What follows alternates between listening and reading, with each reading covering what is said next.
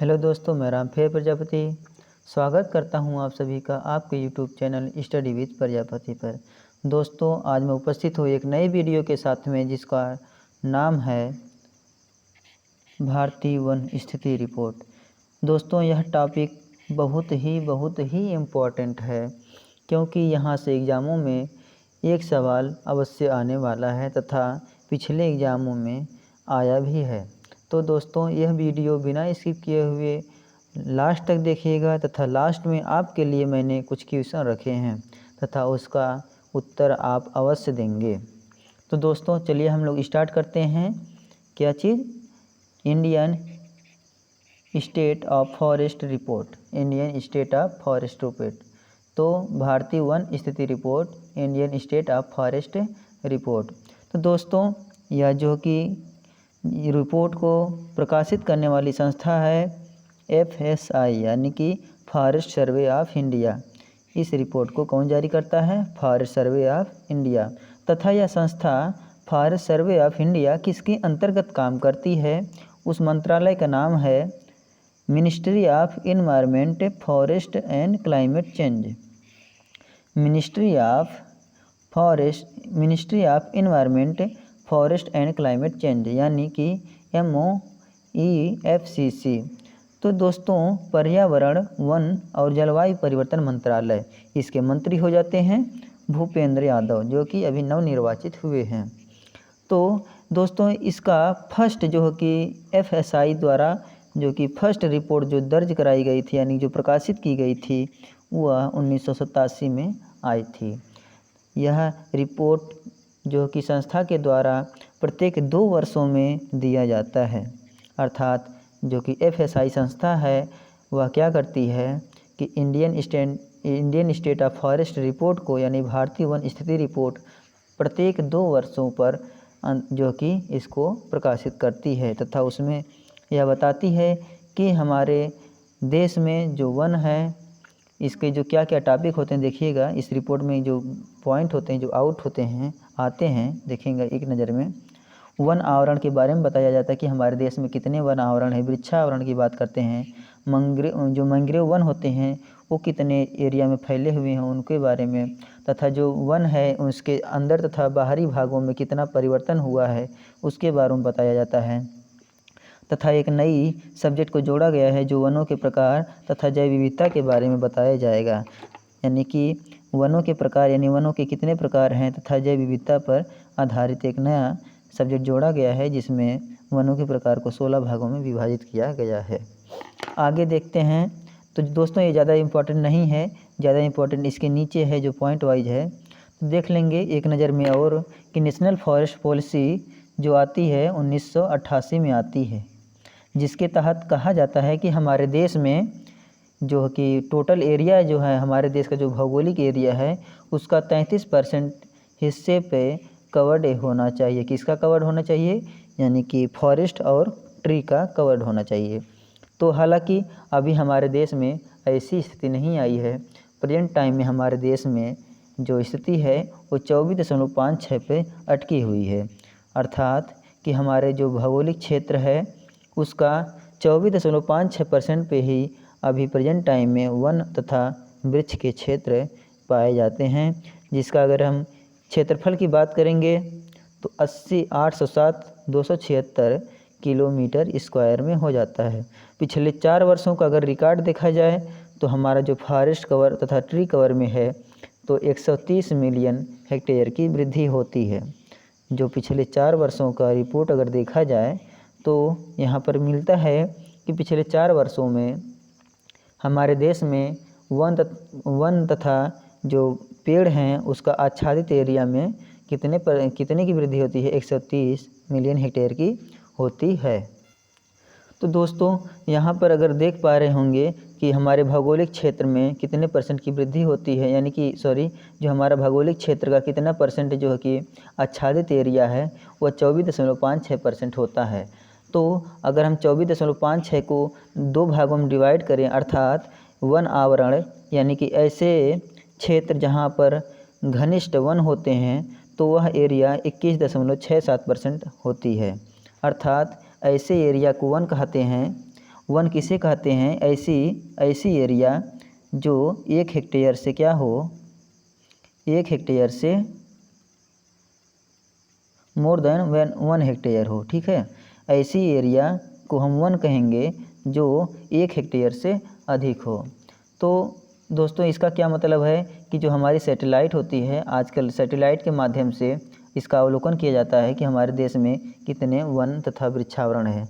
तो जो वन होता है इसका तो अवलोकन उपग्रहों से हो जाता है, लेकिन जो वृक्ष आच्छादित एरिया होते हैं, क्या होता है, वृक्ष होते हैं जो हमारे घर के सामने होते हैं या फिर छोटे एरिया में होते हैं, तो उनका सैटेलाइट से इमेज नहीं होता है, क्योंकि जो सैटेलाइट होता है इसके कार्य करने की जो क्षमता होती है वह 1 हेक्टेयर होता है, अर्थात जो इसकी यूनिट होती है 1 हेक्टेयर होती है। इससे कम पे वह इमेज को नहीं जो कि सही से समझ पाती है या फिर कैप्चर नहीं कर पाती है। ऐसे में जो वृक्षावरण होता है इसको ज्ञात करने के लिए क्या होता है कि जो स्थानीय विभाग होता है, यानी स्थानीय वन विभाग हो गया तथा FSI यानी कि फॉरेस्ट सर्वे ऑफ इंडिया, दोनों की मदद के द्वारा वहाँ पर जो कि सर्वे किया जाता है तथा अवलोकन किया जाता है कि इस एरिया में कितने जो है कि वृक्षावरण हैं। तो दोस्तों आपको समझ में आ गया होगा कि 1 हेक्टेयर से अगर कम एरिया है तो वह हमारे सैटेलाइट में इमेज नहीं हो पाएगा तथा उसका अवलोकन करना मुश्किल हो जाएगा। तो ऐसे में फिर आगे देखते हैं 2017 तथा 2019 की अगर बात करते हैं तो इसके अंतर्गत हमारे जो एरिया में कितना % की वृद्धि हुई, यानी कि हमारे जो जंगल है इसमें कितने % की वृद्धि हुई तथा कितने किमी स्क्वायर की वृद्धि हुई। परसेंटेज में बात करते हैं 0.65% की वृद्धि हुई। वहीं अगर इसकी एरिया की बात करते हैं तो 5188 किलोमीटर की वृद्धि हुई, अर्थात जो जितना भी वन एरिया था, जितना भी वृक्षावरण एरिया था 2017 में 2019 में, उसमें 5188 किलोमीटर की वृद्धि होती है। वहीं दोस्तों एक यहाँ पर देखेंगे पूर्वांचल में क्या होता है, कमी हो जाती है, 765 किलोमीटर स्क्वायर की कमी हो जाती है। ये थोड़ा दुखद बात है कि जबकि हमारे पूर्वांचल में बहुत ज़्यादा मात्रा में पेड़ पौधे हैं, वन क्षेत्र है, आगे देखा जाएगा कितने % में कहाँ कितना है। तो मैंग्रोव वन, अभी तो ये वन की बात करते हैं कि वन के अंतर्गत यानी वन आच्छादन एरिया में वृक्ष तथा वन दोनों आ जाते हैं, जो 2017 तथा 2019 में कितने का अंतर होता है, 5188 किलोमीटर स्क्वायर की बात होती है। इसके अंतर्गत अगर हम देखें तो जो वन होता है इसमें, इसके अंतर्गत जो वन हिस्सा होता है तथा वृक्ष हिस्सा होता है वो अलग अलग आपको दिखाई पड़ रहे होंगे। तो वन एरिया की अगर बात करते हैं तो 3976 किलोमीटर स्क्वायर की वृद्धि होती है। वहीं वृक्षावरण की बात करते हैं तो 1212 किलोमीटर स्क्वायर की वृद्धि होती है। तो ओवरऑल हमको ये भी याद रखना है, मोस्ट इम्पॉर्टेंट है कौन वाला, ओवरऑल कितना वृद्धि होती है, 5188 यानी कि 5188 किलोमीटर स्क्वायर की वृद्धि होती है। मैंग्रोव वन क्या होते हैं दोस्तों, मैंग्रोव वन में वृद्धि जितनी होती है, देखेंगे मैंग्रोव वन जो होता है वो एक्चुअली में हमारे देश में 4975 किलोमीटर स्क्वायर एरिया में फैला हुआ है। तो मैंग्रोव वन क्या होता है, ऐसे वन जो कि जो कि दलदली एरिया में, यानी कि जो जल होते हैं, उस जो जलाशय होते हैं उसके किनारे पे पाए जाते हैं। इसको आप देख सकते होंगे पश्चिम बंगाल जो हो गया वहाँ पर मैंग्रोव वन हो जाते हैं, आपके केरल हिस्से में, कर्नाटक हिस्से में तथा गुजरात तमिलनाडु के हिस्सों जो समुद्री किनारे होते हैं वहाँ पर मैंग्रोव वन हो जाते हैं। अगर मैं मैंग्रोव वन को दिखाना चाहूँ तो मैंग्रोव वन हमारे कैसे दिखते हैं, आप देख पा रहे होंगे, ये मैंग्रोव वन है। इसमें क्या होता है, इसकी जो जड़ी होती हैं वो पानी में होती हैं तथा तना ऊपर पत्ती के रूप में आप देख सकते हैं, अर्थात इसकी जड़ें जो होती हैं पानी में होती हैं। ये मैंग्रोव वन होता है। तो मैंग्रोव वन में दोस्तों जो कि 2017-2019 की रिपोर्ट, यानी 2017 से 2019 में कितनी वृद्धि होती है, 54 किलोमीटर स्क्वायर की वृद्धि होती है। कितना वृद्धि होती है, 54 किलोमीटर स्क्वायर की वृद्धि होती है। वहीं हम वन तथा वनावरण की बात करते हैं तो इसमें 51 से 88 किलोमीटर की वृद्धि होती है, और मैंग्रोव वन की बात करते हैं तो 54 किलोमीटर स्क्वायर की वृद्धि होती है। तो देखते हैं दोस्तों आगे क्या लिखा हुआ है, यह सर्वे रिसोर्स सेकंड के द्वारा अवलोकन किया जाता है। दोस्तों जो ये सैटेलाइट होती है जिसके द्वारा यह डेटा एकत्रित किया जाता है, उस सैटेलाइट यानी उस उपग्रह का नाम है रिसोर्स सेट 2।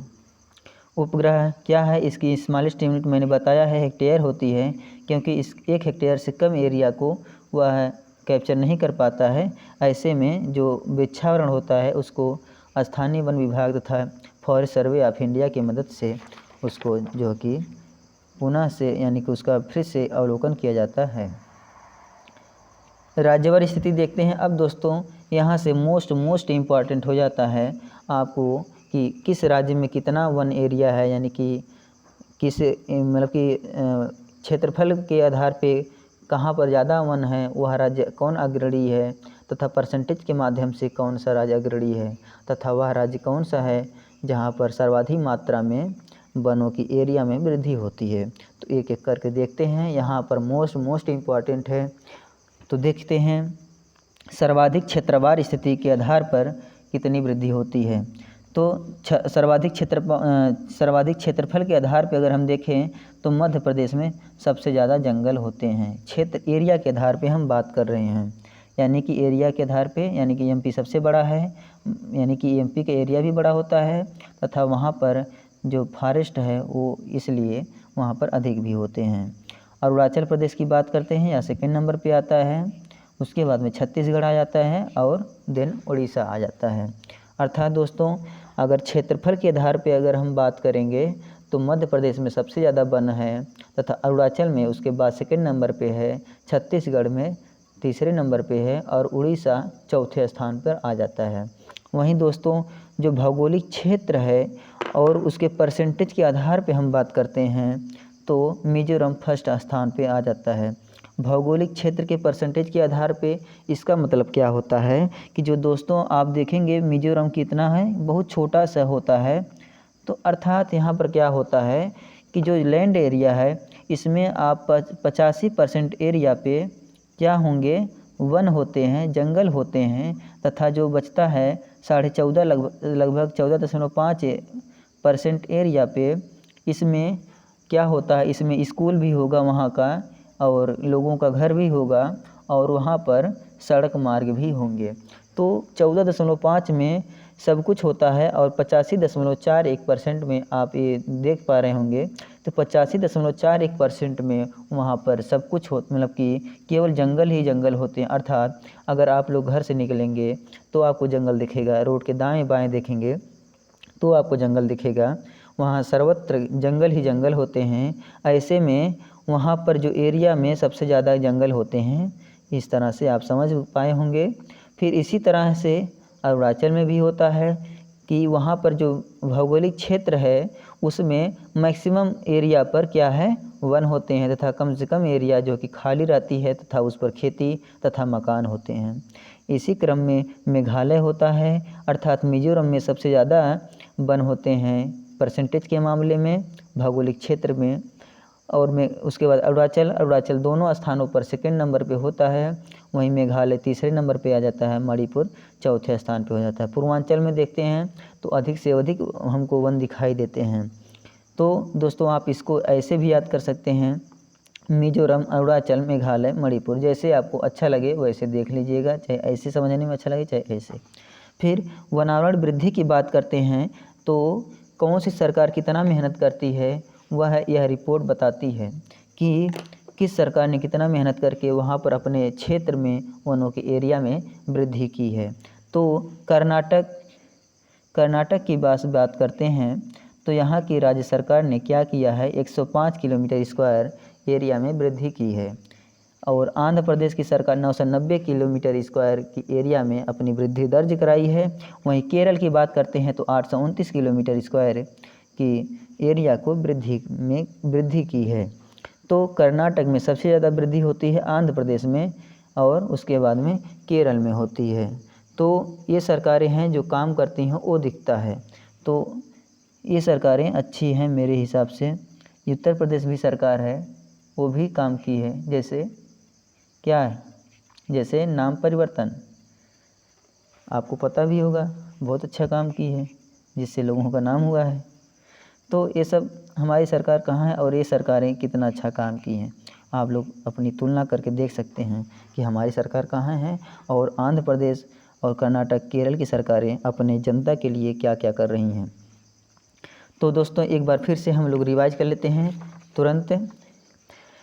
तो दोस्तों जो है कि FSI है यानी फॉरेस्ट सर्वे ऑफ इंडिया है, इसके द्वारा जो रिपोर्ट जो कि लाई जाती है प्रत्येक 2 वर्षों में लाई जाती है। कौन सी रिपोर्ट होती है? भारतीय वन स्थिति report, ISFR Indian state of forest report होती है।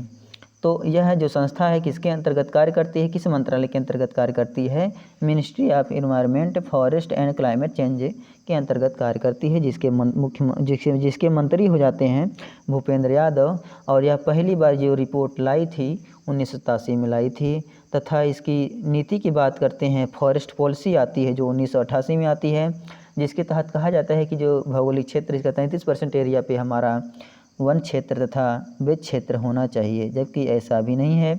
अभी हमारे देश में 24.56% पर ही वन क्षेत्र आच्छादित है।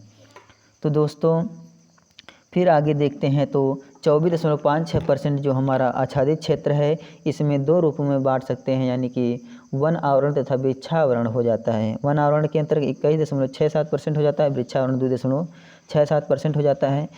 ये इतना इम्पोर्टेंट नहीं है, जितना इम्पोर्टेंट ये है कि हमारे भौगोलिक क्षेत्र का कितने % भूभाग पर क्या है, वन आवरण तथा वृक्षावरण होता है। तो 24.56। वहीं दोस्तों हम आगे बढ़ते हैं तो हमसे ये पूछा जा रहा है कि 2017 की अपेक्षा 2019 में वन क्षेत्र के एरिया में कितना वृद्धि हुआ, तो आप बताएंगे 5188 किलोमीटर स्क्वायर की, यानी कि 5.88 किमी स्क्वायर, और 6.065% के वृद्धि होगी, परसेंटेज में पूछा जाएगा। तो ऐसे में अभी आपको यहाँ भी 2 पॉइंट दिख पा रहे होंगे कि 3976 किलोमीटर ये क्या है, वन के है, और वृक्ष आवरण की बात करते हैं तो 1212 किलोमीटर स्क्वायर की वृद्धि होती है। वहीं पूर्वांचल में दुखद के रूप में आप देख पा रहे होंगे यह 765 किलोमीटर स्क्वायर जो कि वन क्षेत्र का वहाँ पर घटता है। मैंग्रोव कवर की बात करते हैं तो हमारे देश में 4975 यानी कि 4975 किमी स्क्वायर जो कि मैंग्रोव वन पाया जाता है, जो कि हमारे जो देश में है। तो इसके अंतर्गत क्या आ जाता है, गुजरात भी हो जाता है, और पश्चिम बंगाल हो जाता है, और तमिलनाडु हो जाता है, केरल हो जाता है। तो ये सब हो जाते हैं। 2017-2019 के अपेक्षा मैंग्रोव वन में 24 किलोमीटर स्क्वायर की वृद्धि होती है। ये रिसोर्स की बात करते हैं तो यह क्या है, रिसोर्स जो सैटेलाइट है जिसके द्वारा यह आंकड़ा जुटाया जाता है, और इसकी कार्य करने की जो स्मॉलेस्ट यूनिट होती है वह क्या हो जाती है, हेक्टेयर हो जाती है। सर्वाधिक क्षेत्रफल की बात करते हैं तो मध्य प्रदेश अग्रणी हो जाता है, अरुणाचल सेकंड पे, छत्तीसगढ़ तीसरे पे, और उड़ीसा चौथे स्थान पे हो जाता है।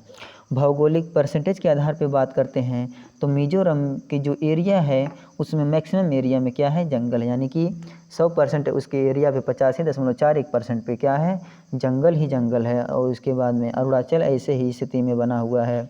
फिर सेकंड स्थिति यहाँ भी सेकंड स्थिति, यहाँ भी सेकंड स्थिति में बना हुआ है। मेघालय 76.33% के स्थान पर के साथ तीसरे स्थान पर बना हुआ है। मणिपुर चौथे स्थान पर बना हुआ है। वहीं वनावरण की वृद्धि की बात करते हैं, कर्नाटक राज्य सरकार अधिक मेहनत करती है तथा 1025 किमी स्क्वायर जो कि वन क्षेत्र में वृद्धि करती है। वहीं 990 आंध्र प्रदेश तथा केरल 823 किलोमीटर स्क्वायर की वृद्धि करती है। दोस्तों ये रहे आपके प्रश्न, और मुझे उम्मीद है कि आप लोग इस प्रश्नों के उत्तर आसानी से दे पाएंगे। तो भारत वन स्थिति रिपोर्ट किस संस्थान द्वारा जारी किया जाता है? तो भारतीय वन स्थिति रिपोर्ट किस संस्थान के द्वारा जारी किया जाता है? ISFR कितने वर्षों में जो कि अपनी रिपोर्ट जारी करती है? क्या करती है?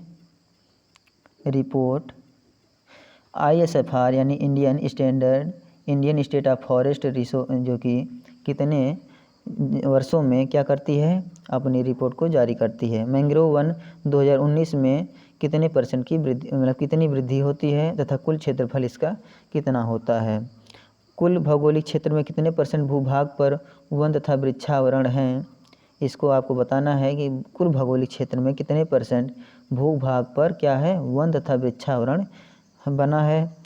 परसेंटेज भौगोलिक क्षेत्र के रूप में सर्वाधिक वन किस राज्य जो कि कौन सा राज्य अग्रणी आता है, परसेंटेज भौगोलिक क्षेत्र के आधार पे? तो आपको बता ही है, क्षेत्र एरिया के आधार पे नहीं कह रहा, परसेंटेज भौगोलिक क्षेत्र के आधार पे। क्षेत्रवार के रूप में सर्वाधिक बड़ा वनावरण तथा वृक्षावरण राज्य किसका है? तो यानी कि कौन सा राज्य है जो मैक्सिमम एरिया में क्या रखा है? वनावरण रखा है। 2017 की तुलना में 2019 में आच्छादन एरिया में कितनी वृद्धि होती है, इसको आपको बताना है। तो दोस्तों यह रहा वीडियो। बताइएगा आपको यह वीडियो कैसी लगती है तथा यह वीडियो समझ में आई कि नहीं आई, वीडियो को क्वालिटी क्या है। तथा दोस्तों चैनल को सब्सक्राइब करिए, शेयर करिए तथा कमेंट करिए कि आपको किस किस टॉपिक पर वीडियो चाहिए। अगर वीडियो अच्छी लगी हो तो दोस्तों को तक ज़रूर पहुंचाइएगा। ये रहा दोस्तों आपका टॉपिक भारतीय वन स्थिति रिपोर्ट। जय हिंद,